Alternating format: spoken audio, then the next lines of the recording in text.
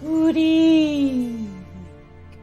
I am the Maven of the Eventide, and welcome to Vampire Reviews, where we talk about what the vampire means. There's nothing in here.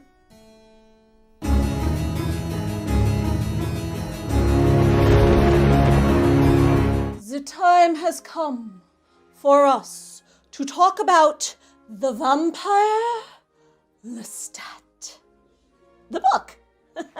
Also, the actual vampire named Lestat. Though there is a whole lot more to Lestat than in this one book. A whole lot more. But we are going to take things one Lestat-y step at a time. This book is the second volume of 15-ish in the prolific author Anne Rice's internationally acclaimed best-selling Vampire Chronicles series, which began in 1976 and is still going 43 years later, with the latest book coming out just a few months ago and hints of another on the way. And these are big, dense books for the most part, the bulk of them heavily researched and intrinsically detailed historical fiction spanning thousands of years. Book 2, The Vampire Lestat, came out in 1985, 9 long years after the first Vampire Chronicle, which wasn't originally intended to be a series, it was just a standalone novel, but Lestat could not be contained. This novel is a direct follow-up to Interview with the Vampire. You know, the book that changed the landscape of vampire fiction in the most hugely significant way of any piece of vampire media ever since Dracula? Yeah, that book. But The Vampire Lestat is not exactly a sequel to Interview. The framing device at the very beginning and very end of the novel take place after Interview and in direct reaction to it, but the bulk of the book is much more of a prequel. It tells the life story of Lestat, the vampire Lestat, who is a major secondary character in Interview. Secondary character, that didn't last long. Well, so it seems now. There were those 9 years between the two books before Lestat veritably took over the resultant series and became its hero, to use the author's word, and one of the most popular vampire characters in the world. Besides the movies everybody knows, there's also this really great graphic novel adaptation of The Vampire Lestat that came out in 1990. What? If you didn't already know that Lestat is my favorite vampire of all time, you need to go back and rewatch the rest of my videos. All of them. When Anne Rice wrote Interview with the Vampire back in the 1970s, she actually had issues with getting it published because the industry at the time just didn't know where it fit or what to do with it. Yeah, the publishing industry is all about categories, putting things into boxes. Interview with the Vampire is artistic historical fiction. It's unquestionably literary, but it wasn't about ordinary people, which was absolutely what was expected of serious fiction at the time. It was about the exceptional. It was about vampires, and that made it genre fiction. And yet, it wasn't pulpy like what the industry was used to fitting in the derided sci-fi fantasy horror niches of the time.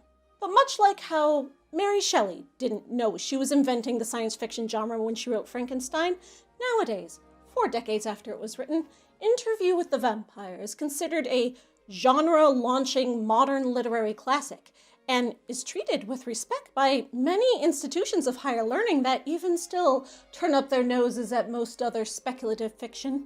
As well it should be. It's entirely thanks to authors like Anne Rice and her contemporary Chelsea Quinn Yarborough that the modern urban fantasy genre exists, even though, as literary as it is, this book wouldn't fit at all now in what that genre has become. Despite the reverence that Interview with the Vampire has earned, the rest of the Vampire Chronicles are not held in such high regard by literary snobs, even with the ground that's been broken in the name of speculative fiction's merits in recent years. The books are often dismissed as the author writing fan fiction of her own characters, which, think about what you're saying. There's a lot to unpack and discuss regarding the popular and critical reception to the chronicles as they developed over the decades, and the way that the characters and lore progressed. But that is a discussion for another night. And back in 1985, when this book emerged on the scene, it was quite the phenomenon. People loved Lestat. In Interview with the Vampire, he's framed as something of an antagonist, even villainous, by the unreliable and heavily biased vampire narrator Louis.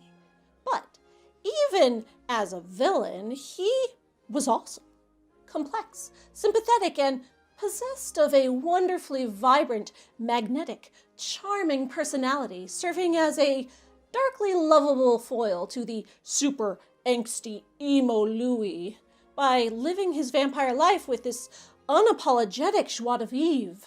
Anne Rice says that back when she wrote Interview with the Vampire, Lestat's character was initially inspired by her husband, the poet Stan Rice.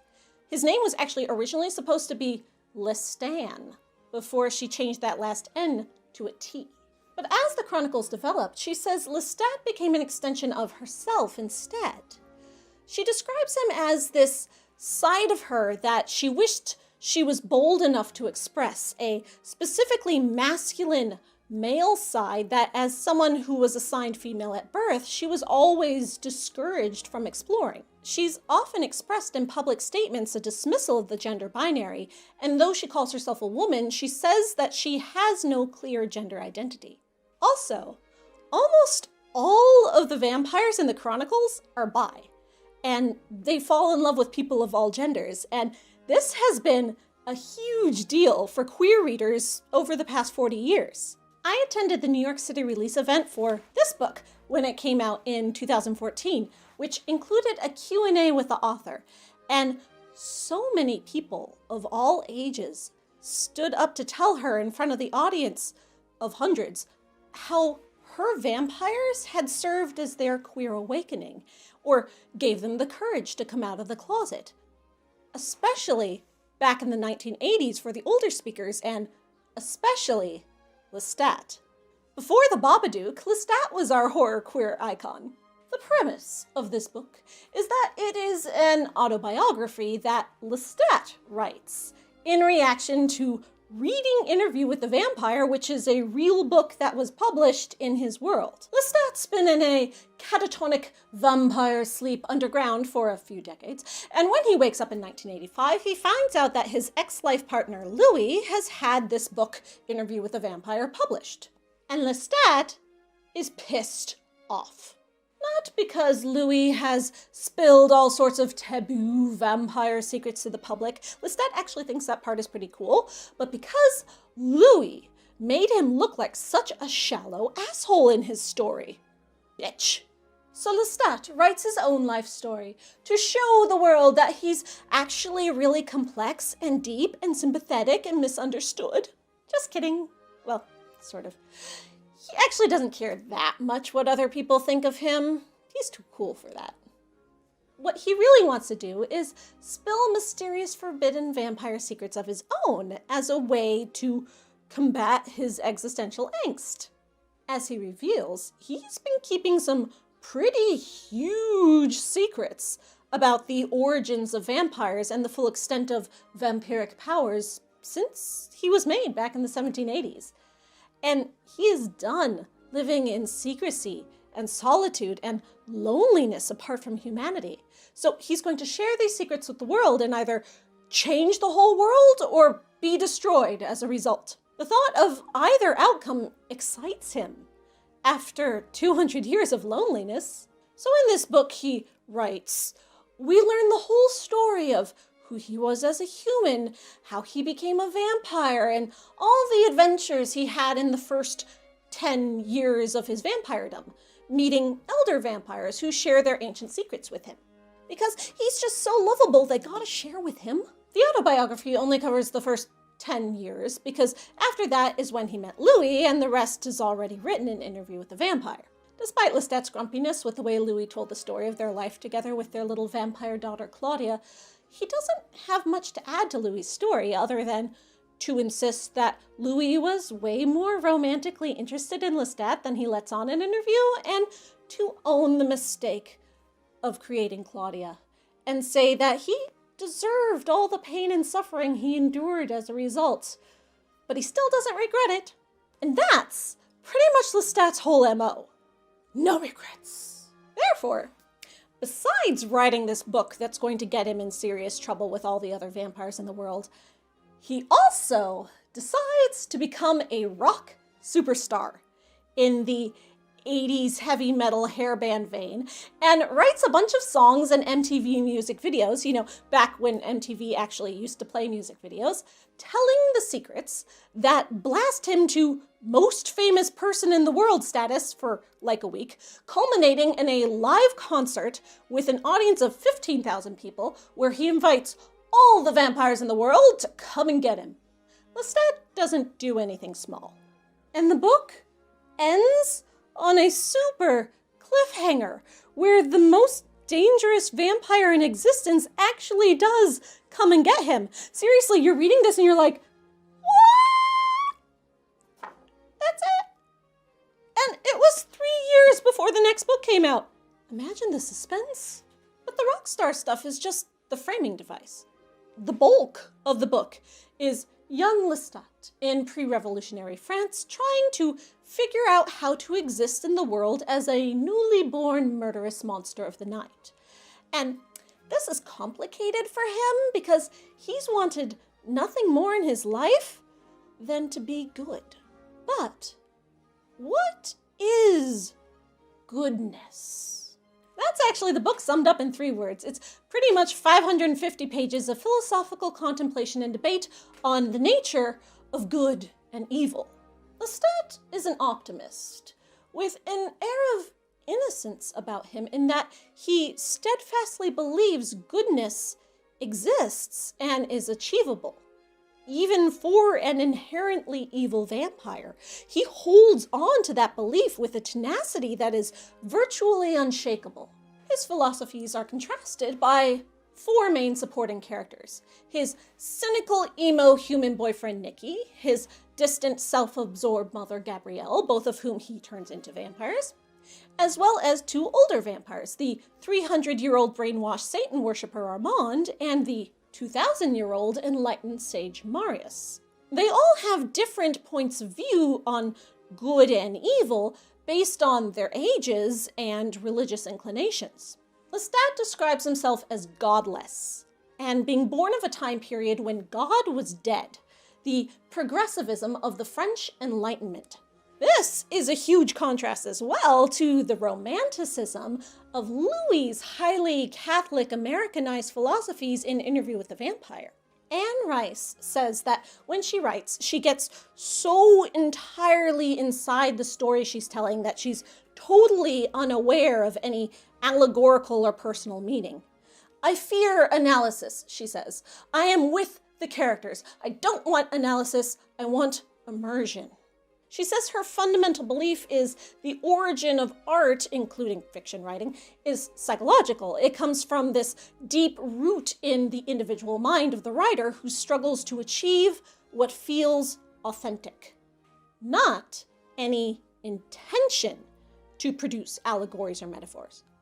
Though, like many authors, she then looks at her writing after the fact and realizes meaning has emerged from the authenticity. The allegories and metaphors are woven out of the subconscious and, of course, interpreted by audience reception, the most important thing. What simply feels natural and goes without saying to an author can end up having deep significance for a reader. For example, the whole having a collection of characters that fall in love with anyone regardless of gender thing. Anne Rice has even said that she only realized after it was written that Interview with the Vampire was her subconsciously working through the grief of losing her young child and an expression of the complexities of her intensely Catholic upbringing, despite how obviously it is all there on the page. So, when we look at the vampire Lestat with the knowledge of the author's public statements about her vacillations in regard to her Catholicism, her rejection of religion, her temporary return to it, and later distance again over the decades since it was written, it seems obvious now that the vampire allegory in this book deals with the loss of religion. And for a character truly godless, what is the reason for existence? How does one create meaning in life? And is such a thing right? Does rightness even exist? And how is it connected to goodness? And how does that change upon becoming a vampire? Need it change? This book is exceedingly secular, especially compared to Interview with the Vampire. Lestat is a vampire born of an age of reason and science. And unlike Louis the miserable romantic, Lestat's brain is concerned with logic and analysis. And to dismiss God and religion from a philosophical debate of good and evil with regards to literally supernatural magical creatures set in an emerging age of reason and practicality presents a wonderful paradox. Lestat never claims his views on goodness must be correct, but he is incapable of believing otherwise. To him, goodness is a kind of honesty, personal truth, authenticity of the individual, shamelessness, a dismissal of quality restrictions or pretension. He often compares himself, born an impoverished aristocrat, to the wealthy bourgeois, who possess all the material comforts he lacks, but still desperately desires something as meaningless as a title of nobility. So pretentious, so inauthentic. When Lestat awakens in the 1980s from his 50-year nap, he is delighted that the America he emerges into has returned to a godless era of indulgence and freedom after spending such a long time in puritanical repression. Superstition is as dead again as it was in the era of the French Enlightenment philosophers of his youth, and Lestat is eager to rejoin society. He just needs to figure out where and how he can fit into it, considering he's a murderous, blood-drinking creature of the night and all. The book discusses often how vampires need to assign meaning and purpose to their immortality, otherwise they will go mad and destroy themselves. For vampires like Armand and his satanic cult, the Children of Darkness, this meaning is a belief that the vampire's place in religion is to serve as the evil as conceived by God in order to give goodness meaning. The evil must exist so that the good may fight it. Lestat thinks this is stupid, but he also does consider himself a form of evil. He kills and eats people after all, but he realizes that pure evil has no place in the modern era of the 1980s, which means he has no place. The vampire has no place other than as an artistic metaphor in things like rock music that show how they refuse to accept evil exists through dramatizations. So therefore, there's really nothing else to do with himself than become the living embodiment of an artistic metaphor. And a rock star. Hey, it's either that or dissolve into the abyss of existential meaninglessness. Might as well go out with a bang. Or, who knows, maybe he'll change the whole world. Yeah, spoilers for the rest of the series? He doesn't. His brazen actions have a huge impact on vampire society, but humanity and the rest of the world around them goes on in willful blindness to the supernatural, as it always has.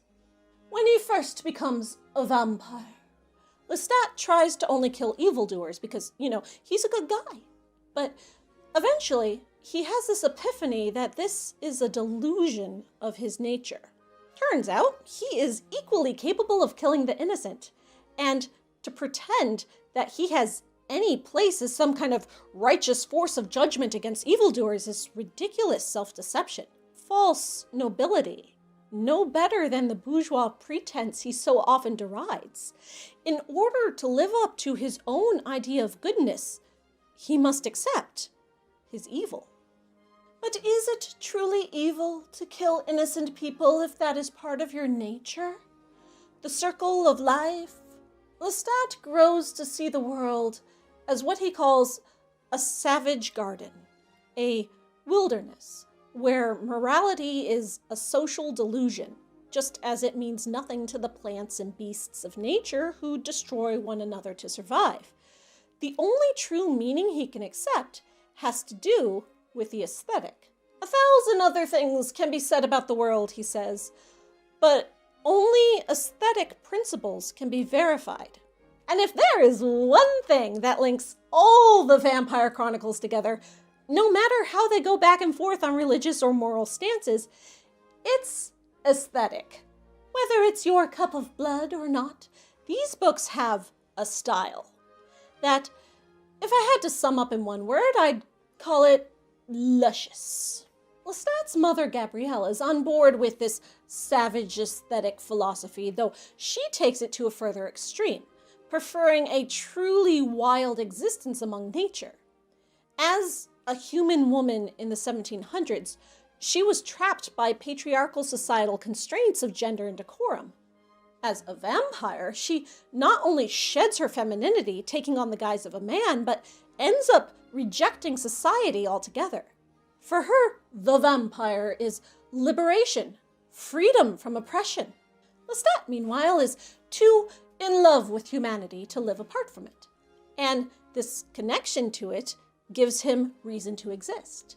Stimulation, excitement. Instead of existing as a nightmare graveyard wraith like the vampires of legend, he styles himself as a gentleman death in silken lace. A new evil, fit for a new godless world, divorced of religious meaning, the vampire as the most human of monsters, and therefore the most terrifying because of how it reflects humanity and our own capacity for monstrousness. At the end of Lestat's 10 years of seeking answers and then learning the origin of vampires amounts to little more than a freak accident and accepting the meaninglessness, the wise sage mentor vampire figure of Marius swears Lestat to secrecy and advises him to live out one lifetime as if he were mortal. This will supposedly keep Lestat from going mad with existential angst, and this is why he moves to America and shacks up with Louis and Claudia for 65 years. Until it all ends horribly, and Lestat disconnects from society for a while before he goes underground to sleep. In the years between when he loses his family and he takes his long nap, he does go a bit mad, the narration artistically becoming disjointed and confused. But even at his lowest point, Lestat still clings to a sense of meaning about his existence. He vows to endure as a continual awareness in the world, not for any purpose at all, but just so that an awareness exists, because after all, what is aesthetic if there's nothing or no one to be aware of it?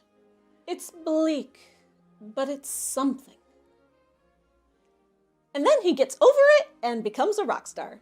Over the years and books that follow this one, Lestat changes a lot in some ways. He finds religion, then loses it again, alongside the author's personal religious journey.